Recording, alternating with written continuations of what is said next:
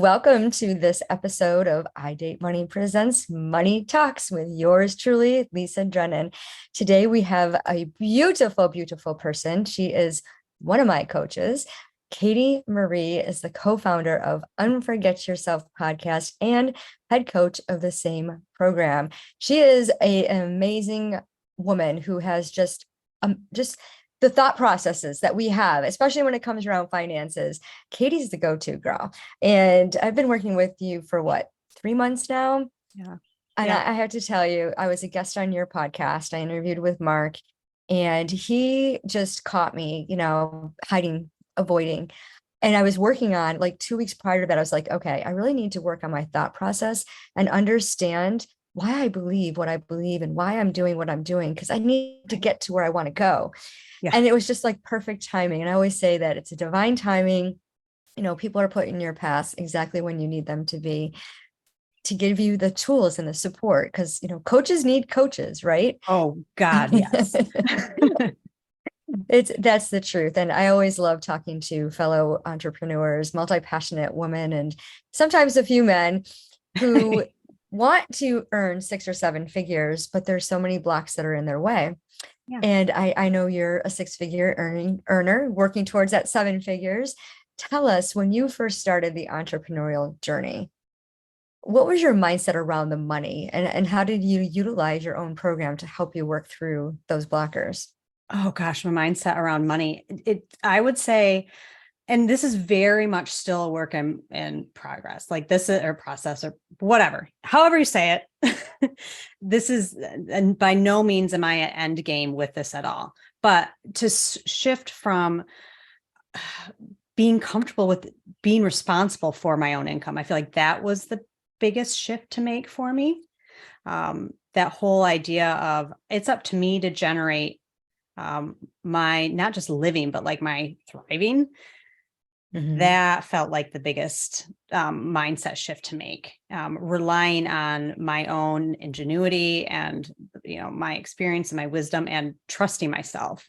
So maybe that's actually where I should land on this mindset shift of actually trusting myself for that. That felt big. Yeah. And with the 7 money personalities that I showcase on the Money Dating Game, Gary the Gambler is one of them. Yeah. All entrepreneurs are gamblers. We're taking risk every single day. And to realize that it's a choice and we get to do this thing, but there's action steps that we need to take. And when you say about trusting yourself, trust is huge, like self-trust. You hear about self-trust, self-love, self-development, all these things, self-help, right? And it all goes back to you, right? Because no one can make things happen. And a lot of times entrepreneurs are coming out of that 9-to-5 mindset, going into, okay, I'm my own CEO. What do I do next? And then they don't know what to do. They don't trust themselves to say, yes, this is what I need to do. Yeah. So what tool did you use to help you say, yeah, I'm going to do this thing. I'm going to get out of my own way. I'm going to do this thing. What tool did I use? I want to say one of my go-tos is well, it's a process. It's meditation for sure. It is being able to pause and feel how things feel in my body. That's one of my unavoidable tools actually now, because I happen to be, everything for me shows up physically if I avoid it. I am made that way, for better or for worse, which means if I'm avoiding something, my body is going to send me signals quietly and then louder and then louder. And how those have shown up for me, one of the biggest examples is my low back. That will go out. And that I had that happen quite a long time ago to begin with, at least 10 years ago. No, it must've been more. Anyways, there was no reason I should have had any back issues, but what was happening is I was avoiding, a lot of shit in my own life, which that is actually why why I call what I do Unforget Yourself, because I was avoiding things like my own wants and needs. And as a result, my body went, F you. You're not going to pay attention to this.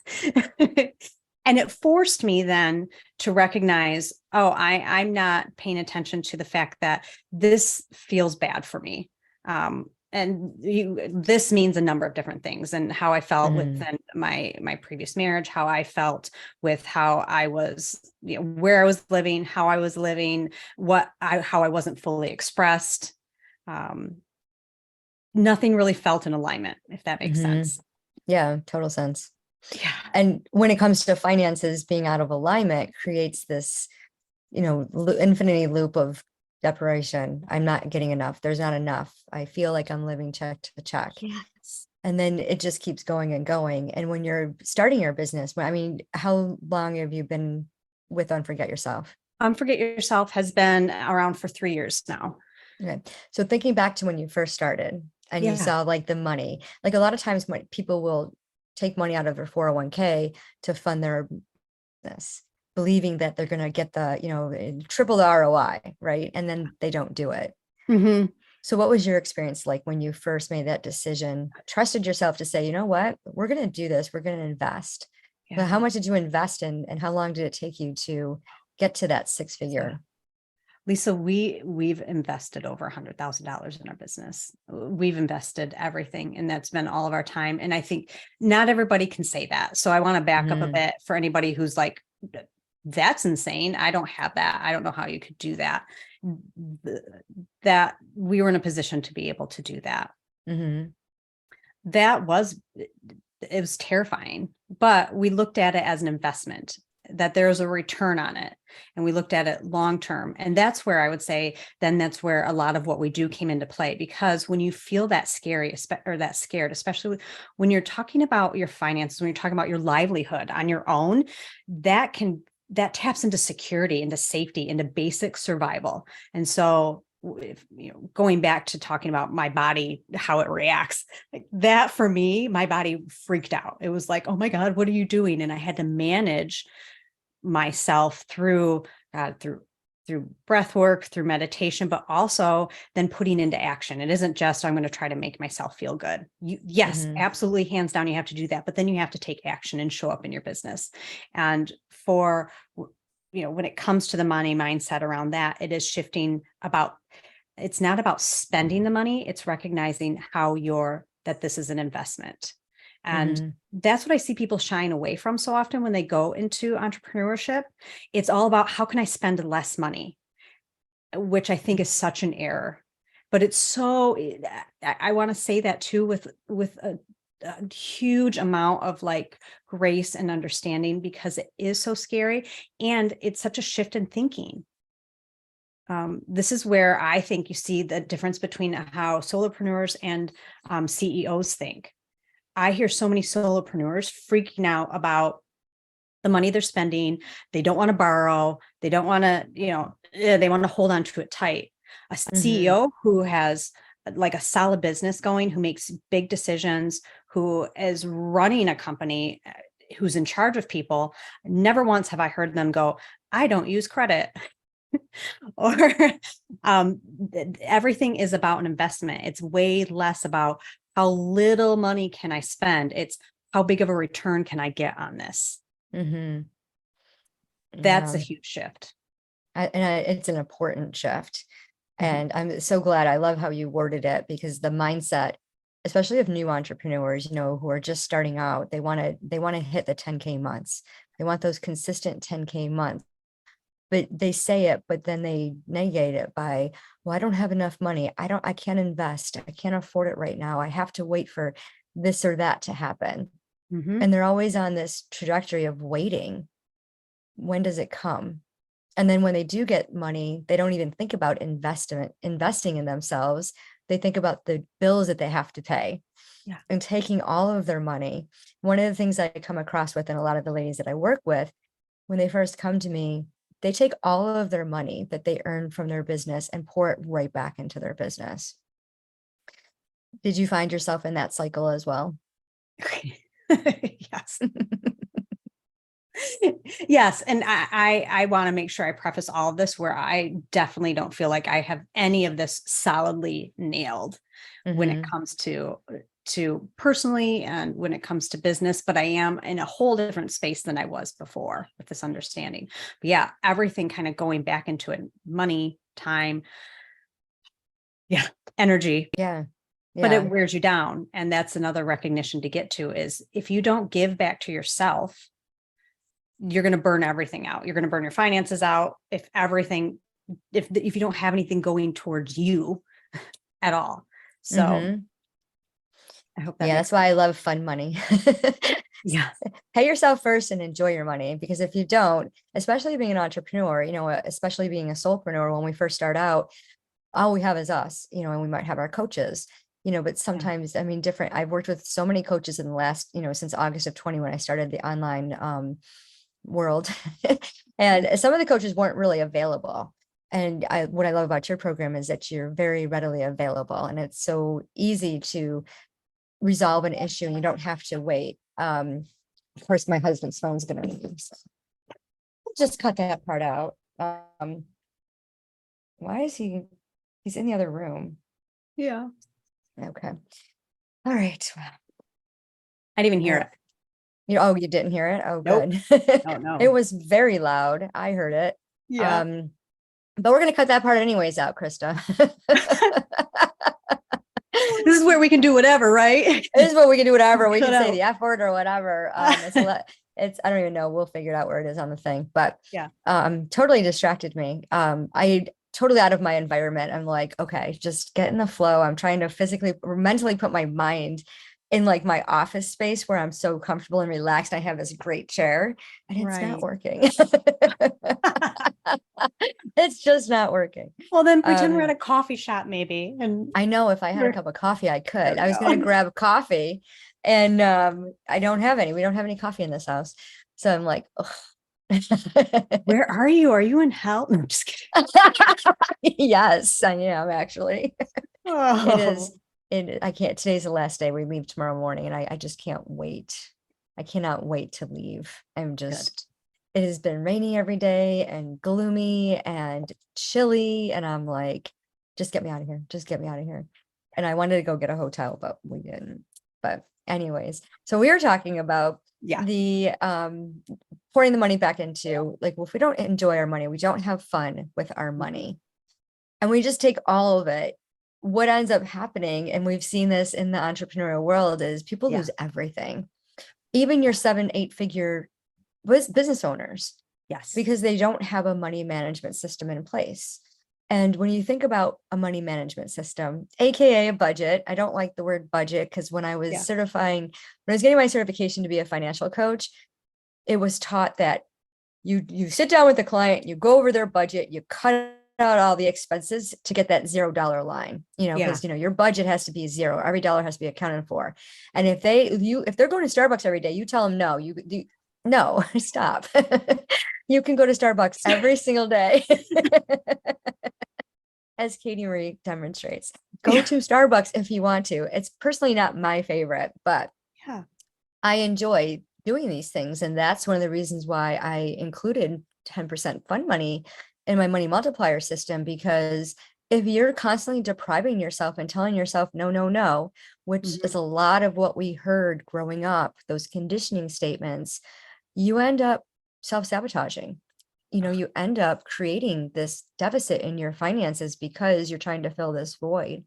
Yeah. So when you think about a money management system and you think about money as a person and you're sitting down with money and you have this great relationship and money talks to you about implementing a system that works for you, what does money say to you? It says it wants to play more. Because I'm here to have a good time. Can you make it a party? Yeah. Pay attention to me. Yeah. Engage with me. Like, let's hang out, not just, there's an element of, I think, avoidance that can happen. With what you just said, there's such a parallel with how we approach money and then how we treat ourselves. If we're constantly pouring out and not giving in, it's the same thing. It's all energy. If we're not doing that with our money, and then if we're not doing that with ourselves, it's going to go away. It's not, and so meaning for us, if it's with ourselves, it's going to go away, meaning what we have to give, we have nothing left, because if it's all focused on, I have to give outside of myself constantly, you're going to have a deficit. So, yeah. And then filling that, how do you fill that deficit? You end up creating this cycle. Oh, well, let me just charge this, or I'll invest in this shiny object over here, or I'll attend this workshop over here. And then you're throwing all your money away at something that doesn't align with your purpose, with your gifts, your talents. And then you think to yourself, well, I'm not really good with money. Money and I, we're not good friends. Money doesn't like me. yeah. And you just have this demeanor about yourself, right? Yeah. During the 3 years that you've been, growing Unforget Yourself and creating new ways to generate income for the business, what was your attitude towards money like? At the beginning, it was very like, I was scared. Quite frankly, my attitude towards money was, how do I hold on to it? How do I get it? Now, part of that is coming from where I was coming. I was coming, right out of a divorce and then transitioning to this. I don't half-ass anything. Like, if I'm going to make a change in life, I'm going to like go bananas. So my feelings around money were very influenced by feeling scared. And so I had to manage myself in a lot of ways, and relearn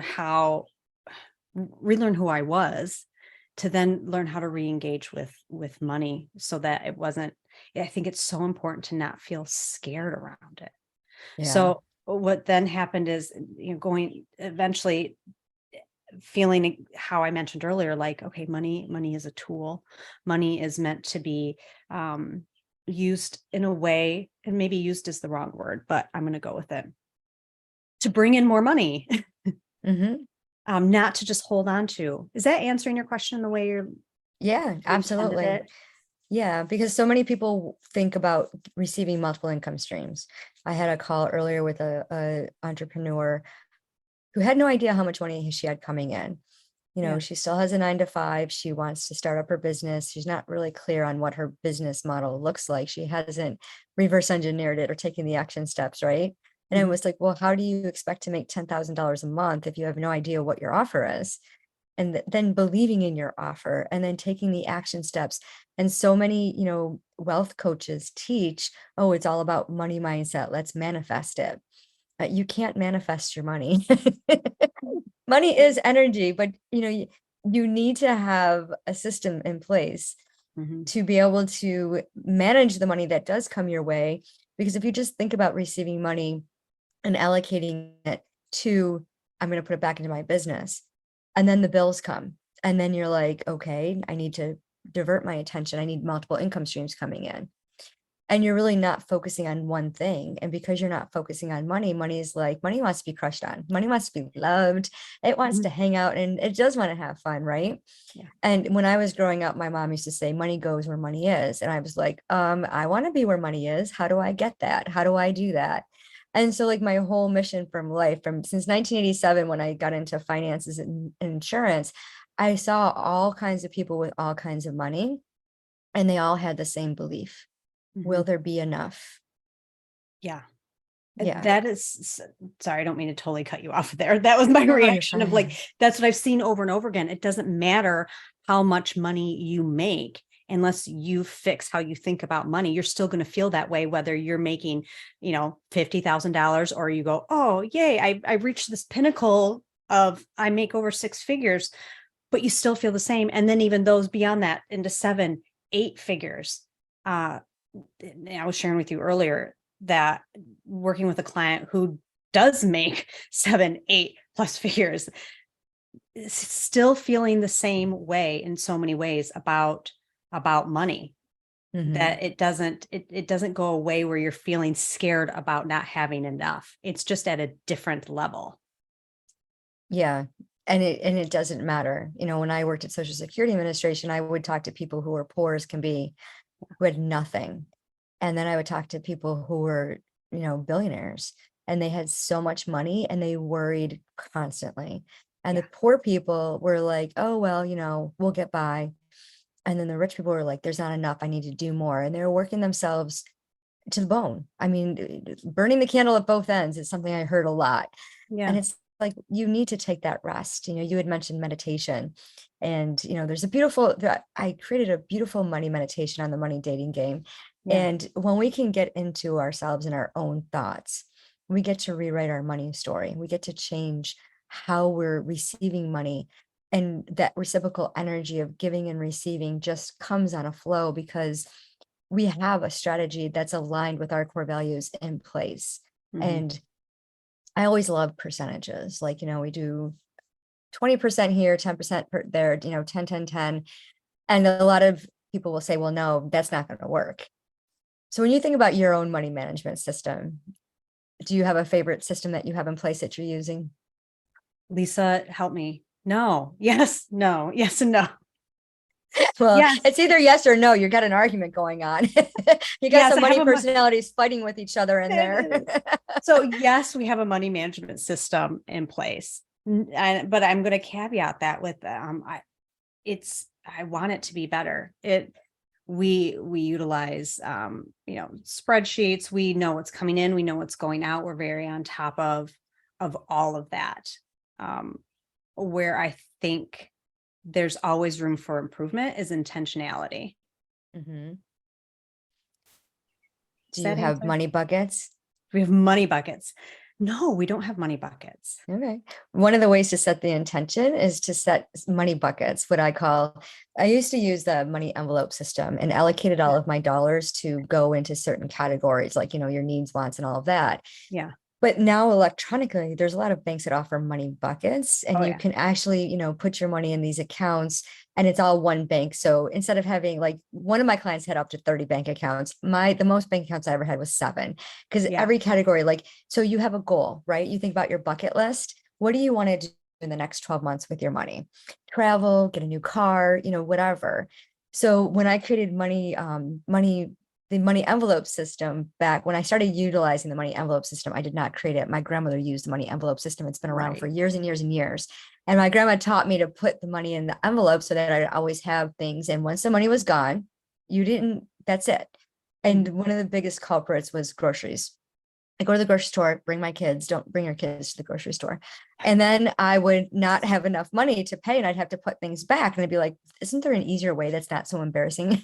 I don't want to have to put things back. I need to know how much is, in the cart versus, what's in the envelope. So I started doing it electronically because I got to the point where I was scared to hold on to cash in my wallet because money burns a hole in my pocket. And if I had cash, it would be gone. I would just, oh, you need $20 here, you go. Oh, you want to go to the movies with your friends? Here you go. Sure. And I wasn't using any of the money for myself. So when we did these money buckets with the bank accounts, I would create a Google sheet with it. And then I would say, okay, this is the debit card for this one, and I get to spend it. And it created this feeling of relief, like I have the money. And if I wanted to go to like a specialty bakery and spend $50, I could, because the money was there. And that's how I wanted to enjoy my money. And to me, that was like the best investment. So when you think about your money management system that you sort of keep track of, right? And money's being like, I don't want to be kept track of. I'm just not a number, Money's like, I could be your partner. Like I can help you multiply that money. And when we look at it, when we create this money management system, there's so many different systems out there. And I like to tell people it has to be congruent with your core values. It has to be something that you're going to look forward to sitting down and doing. So what's the feeling when you sit down? Like I tell people, you need to date money at least once a week, and don't miss out on your date. Don't jump on your date, right? So my clients choose a name for their money partner. So my money partner's name is Mill. So Mill and I, millionaire. Oh, millionaire. Okay, I get it. Yes. Okay, I'm track now. We're one in Mill. So when you think about one of my clients, her money name is Cha-Chang. Oh, that's fun. So yeah, it's funny because each of their names has something to do with some kind of dollar, whether it be in English or another language. Yeah. And I just love how they come up with their names. But it's one of the first things they do when they come into the program, wealth activation. So they create their money partner name. They create an image, they sit down, they have coffee or dinner, whatever it is that they want to do. Yeah. And they write this all out. And when they see the picture, and they don't call it a budget, they call it they call it a wealth activation roadmap. One of my clients refers to it as a scavenger hunt. So she created a treasure map, and she goes on this treasure map once a week and she finds all this money. And in the last 3 weeks, she's had two terrible things happen to her with finances. And the last month, actually, she got fired from her job. She had no idea, like she thought she needed credit cards. Like her thought process was panic. I have to use credit cards to pay my mortgage. Yeah. And then we worked through that. And then she helped out somebody it's a fraudulent thing going on. Someone asked her to cash a check at an ATM machine. And and she did. And obviously the check was fraudulent and she was basically out of the money. And now she's going through that. But her thought process, she's not a victim of that circumstance. She's like, okay, what can I do? And yeah, this is a huge lesson that I've learned. And she's been talking to the authorities and to the bank, and they're like, well, you're stupid for doing that. No, she's been called stupid. She's been called, like a part of the crime. And I'm like, what? And you think about, like, when it comes to money, people are so fearful and they get, like you said earlier, they get scared. But when they look at their money management system, they avoid it because they don't want to see the debt. They don't even know what their assets are. They don't know that there's more money coming their way because they're not paying attention. And then when they do get that more money, they're like, oh, well, we're just going to pay off this debt and it's gone. Yeah. So when you look at your finances and your assets, your net worth and all of that, do you celebrate that as part of your money mantra system? Or do you kind of just be like, no, we're not hanging out, money and I. We're not hanging out as much as we should. Still, when I have to show up to that is, I am not on the other side of that totally yet, of feeling excited. There's still an element of not fun, if that makes sense.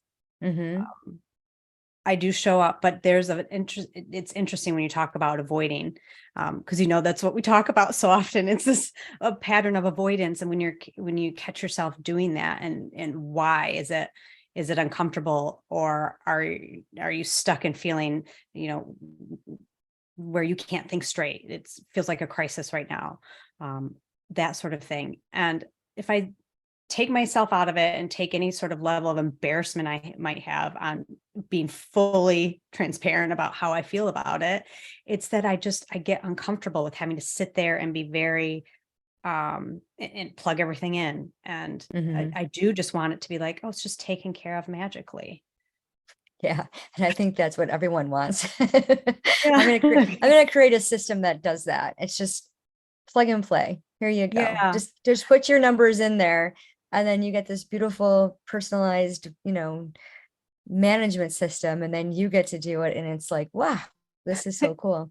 Well, so tell us, go ahead. Thankfully, there's the way we have it, like, and Mark actually put this together for us in a nice way, where we're able to put things in and see it, and all the numbers adjust. And that feels fun to me, where, I'm like, oh, but it wasn't until I did put in, I make sure I pay myself 10%, no matter what, when it comes in, and seeing how that adds up so quickly and what that does, that feels fun. But I definitely don't pay enough attention to that, where I'm like, yay. Yeah. Why only 10%? Because that's the magic number that I feel like I have heard over and over. Oh, okay. I always tell for my clients, 50% for your paycheck. And then we have a formula for the rest of it. So if you were a CEO, I mean, you are a CEO of your company. So thinking about your value, your worth, your time. Yeah. I mean, some people start off at 1%. Some people don't even cut themselves a paycheck. Oh, that's not my paycheck. I should say that is my, I call it my having money. So it's the money that I just have. Okay. And it has no other purpose other than for me to feel like I have money. Okay. Does that make sense? Like it's not, I don't call it my savings account. I don't call it my rainy day fund. It is something that I can look at and feel like I have money. Okay. It's almost like the money in the shoebox underneath the bed. Yes. Yeah, you know, when you're a kid, you take the $5 and $10 bills and you put them under in the shoebox under the bed Yes. or in the closet. Yeah. A lot of people do that. But yeah, having that money in your wallet, like, you know, I always have a $20 bill hidden in my wallet. Yeah. So in case I need it, then it's there. But I keep $21 in my office just to have. I found $20 and I have a note on the dollar bill that says thank you money for all the things that you've done for me, because we take for granted what money affords us. And we just see it as, you know, some people see it as a tool, but some people see it as a weapon. They see it as a thing that is causing grief and anxiety and stress because there's not enough of it. Right. And when you could think of it, I listened to a podcast and they were talking about money blockers and how if money is a tool, and if you compare money to a hammer, when you pick up the hammer, it has a purpose. And if you use it appropriately, it's going to do the job. You know, it's going to hammer on the nail. It's going to pull the nail out. It's going to, you know, break the wall, whatever. But at the same time, that hammer can be used inappropriately as a weapon. It could destroy somebody. It could really hurt somebody, you know, if you don't use it properly. And when you think about the money as a tool, if you don't use it properly, it's going to be destructive. So really implementing it in a way that it wants to be, you know, it wants to be cuddled on, it wants to be loved and given away, and, you know, and being used respectfully and covering your needs and your wants. So when you can have that system in place, whether it's spreadsheets or money buckets or whatever, that's what helps your business grow. Yes. And you've demonstrated that in the last 3 years. So you shared with us what your attitude towards money was like when you first started. And now that it's been 3 years later, fast forward, you're hitting your 6 figures. You had mentioned earlier that you were like, well, I don't feel any differently. You know, I'm still the same person. And I believe that a lot of people think that once I hit 6 or 7 figures, I'm going to be completely different. And when they do it, they realize nothing's really changed. So what's changed for you now that you're hitting your goals? You're 6 to 7, you're working towards 7 figures, right? It's so interesting to feel like there isn't a parade waiting for you. There isn't. I want a parade. Yeah, it's not like this happens. Fireworks aren't going off. Yeah, I didn't have rainbows shoot out my ass and like, you know, I'm walking around just like easy. It feels like it sneaks up on you and you have to choose to recognize it and go and just choose to recognize it, have some awareness around it, because it shows up in what's coming in monthly consecutively. And then that eventually is like, oh, that means I'm making 6 figures, which is why I think it lends itself to this sort of wah in the end. So I'm not, you know, maybe I'm meandering around it too much and I kind of lost my way a bit, but was it really, you want to know the feeling or why it? Yeah, just that, like, because most people think that once they hit 6 or 7 figures, their life's going to change drastically. And I think one of the blockers that we have is that we don't consistently earn 6 or 7 figures because of this thought process that we have, because we're not paying attention to money. And we get this feeling, and you had mentioned being scared, but I think it's so much deeper than that. I think it's conditioning statements and all of that. Yeah, it's almost like no matter what, you're going to set up yourself to feel the same way you've always felt, regardless of how much money you're coming in or you have coming in. So if you've always felt there's not enough and you think, oh, once I make this much money, I'm going to feel like there's enough. That's not true. And that's definitely how I have felt in so many ways of, oh, there's still not enough. And that can show up, you know, because, you know, we spend more money on the business. You spend your money in a different way. So then it just kicks it up. So you're still at that same level of, you know, how you are spending your money. It's just more. Right. And that's why I always say it doesn't matter if you make it doesn't matter how much money you make, it's what you do with it. But Yeah. it doesn't matter if you don't know how to manage $1,000, you're not going to know how to manage $10,000.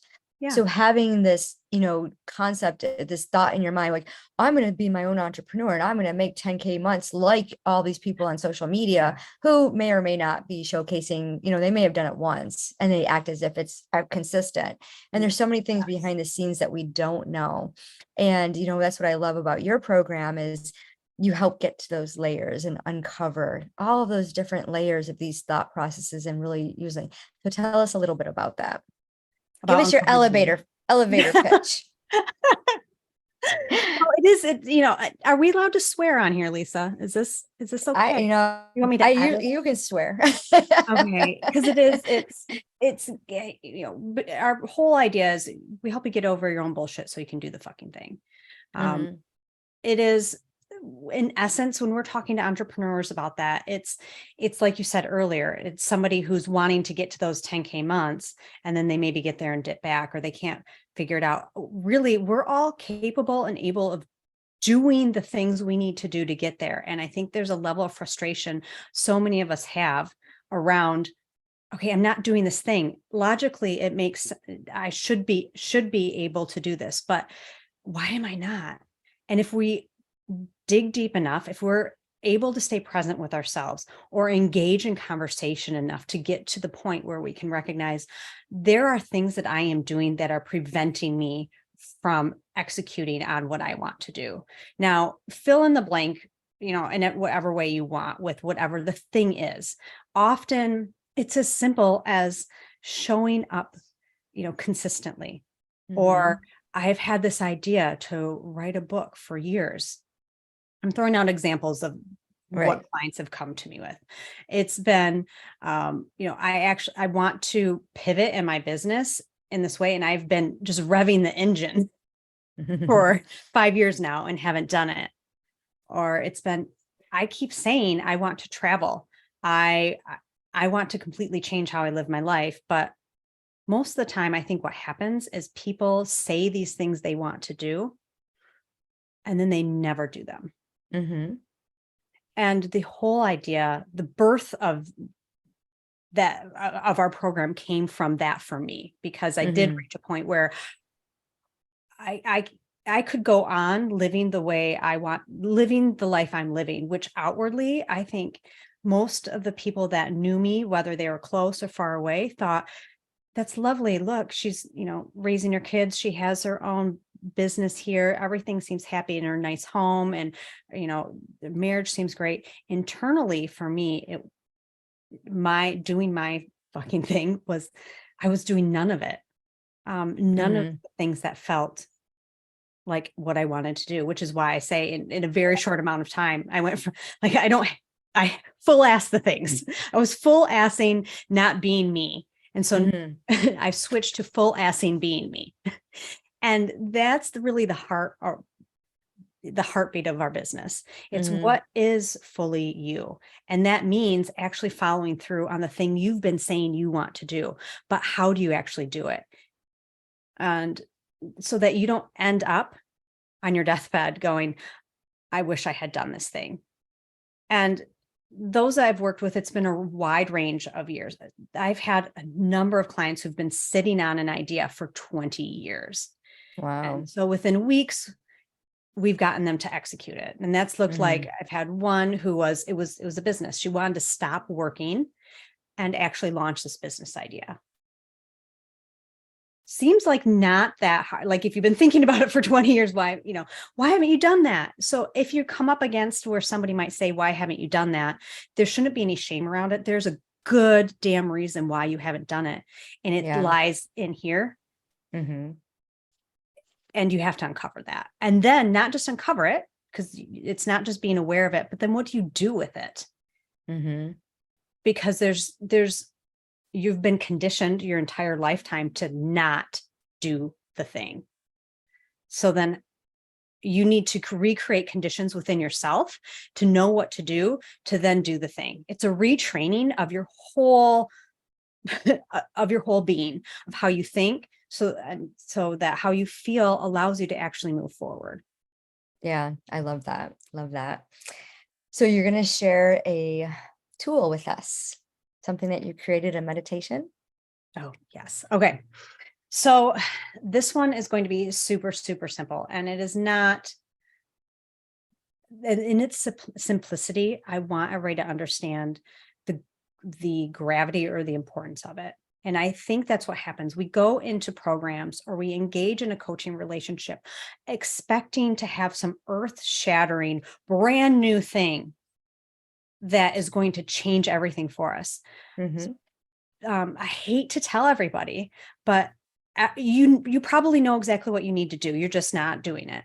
Mm-hmm. Or you probably have access to it, or you've probably taken the course, or you have the thing. And really, you just need a reminder of what to do and pointing back. So that's actually what I want to do I is to love it. the most simple thing. And this might sound familiar to you because I think you've heard me say it probably on every single call we've been on to somebody, Mm-hmm. is coming back to your breath. Mm-hmm. It is so often we don't recognize that we have worked ourselves up so that when we feel anxious, I say, actually, then I'm going to layer in two tools with this, because now that Okay. I'm talking about it, I'm saying what happens so often is we don't recognize what I call is who's driving the bus. Meaning, Mm-hmm. if you imagine yourself as many selves, Mm-hmm. who is driving the bus at any moment? Is it your truest self? Or often, if you can pause, and we call these pause practices for a reason, because it often is just, you just need to pause when you're feeling out of control or anxious or finding yourself repeating things that you don't want to repeat as far as Mm-hmm. behaviors go and whatnot. Pause and go, okay, who's driving the bus right now? Often it's fear, often it's worry, often it's, something other than your truest self.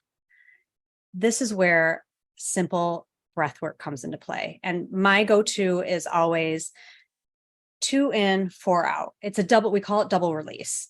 So you can interchange those numbers how you want, but it is breathing in for that number through your nose and then breathing out double the amount.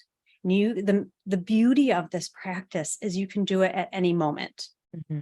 That's why I always recommend it, because you can be in line at the grocery store worked up because you miscalculated how long the person in front of you was going to take and you really were in a hurry. Or you can do it when you're sitting like me right now at a computer, getting ready to write an email sequence that for some reason I struggle with doing because I can't find the words and I want it to be just right.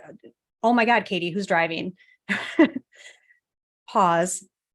Okay, if I do that breath work, that 2 in, 4 out, Mm-hmm. my nervous system calms down. I invite in my parasympathetic nervous system response. Maybe, I don't know if that's the best way to say it. I'm going with it.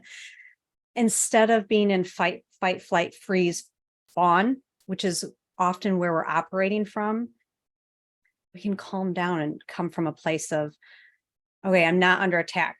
Like my life isn't at risk right now. Mm-hmm. Yeah, the power of breath. I mean, it's incredible. And I like that practice of breathing out longer than you breathe in. Yeah. As a certified aromatherapy practitioner, I introduced the Young Living essential oils into that breath practice. Yeah. But we don't practice that longer breath. And since working with you, I've been incorporating that because sometimes you just don't have an oil with you and you don't want to do a full reset. So Right. that is a very powerful way. And just being, asking yourself those questions like, why, who's driving, who's in control, like how do I want to react in this particular situation? Yeah. And really just the art of being able to articulate our needs and wants. So that is so beautiful. Thank you for sharing that. You're And welcome. the best way, we're going to put in the show notes, the best way to connect with Katie, if you're interested in Unforget Yourself, I highly recommend it. It is a beautiful, beautiful program where you can really get out of your own fucking way so you can do the fucking thing And because laugh about it, right? Well, and laugh about it. Yes, indeed. So what words of wisdom would you like to part with to our audience? oh, good God, Lisa. I don't know. I'm going to say, I'll go back to what I said earlier. So often it is, you do know what to do. It's just being able to do it Mm-hmm. and giving yourself the grace that that's okay. Yeah. Pause, go back to yourself, feel, actually allow yourself to feel how you're feeling and regulate Mm-hmm. Beautiful. and ask for help. Yeah. Don't be afraid to ask for help. Well, thank you so much for sharing your time and your this space with us today. And for those of you out there listening, please share this video with anyone that you know who needs to get out of their own way, especially when it comes to finances. If you're, wanting to, if you have that desire to have 10K consistent months, let's have a chat. There's a way to do it and get out of your own way. And it has nothing to do with meditation or, just calling out, I'm going to make 10K this month. It's not going after the shiny objects because it doesn't matter how much money you make. It's what you do with it.